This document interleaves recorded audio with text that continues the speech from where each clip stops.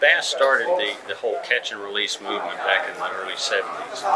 And ever since then, all of our tournaments, we release all of the fish we can after the end of the tournament. And here at the Classic, we're the same thing. We're working with the Tennessee Wildlife Resources Agency. So after the anglers come in, they weigh their fish. All of those fish are going back to TWRA. They're loading them into some big hatchery trucks. They're taking them back to Fort Loudon and going to turn them all loose. And our goal is to release 100% of the fish that are brought in. We have a pretty good track record over the past several years.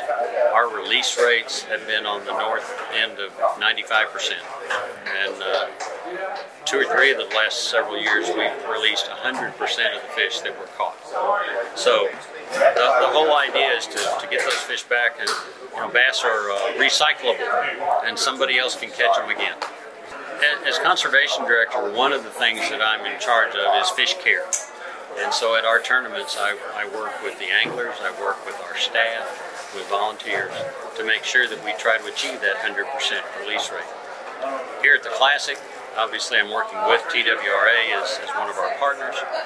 I do have a crew of volunteers that are helping us this year. And for the most part, what we're doing is shuttling fish from the stage to the TWRA trucks. And so with the stage set up and the lights and the cameras and everything, it's a little bit more challenging than a typical bass tournament. But as a lot of people say, this ain't our first rodeo, and so we've kind of got a pretty good system that we've developed over the years, getting the fish back to the trucks.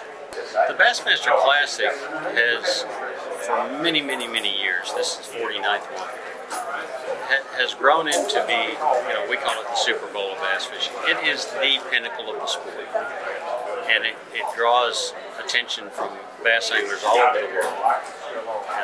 Because the U.S. isn't the only place there are black bass. There's bass fishing. We actually have affiliates in 9 foreign countries where there are bass that have been transplanted from the U.S. over the years into reservoirs and rivers and things. But this tournament for professional anglers is the pinnacle. This is the tournament that can make a career. The prize money is one thing, but the prestige, the image, the sponsorships, the endorsements that they can receive from winning the Bassmaster Classic is the kind of thing that can set an angler up for life.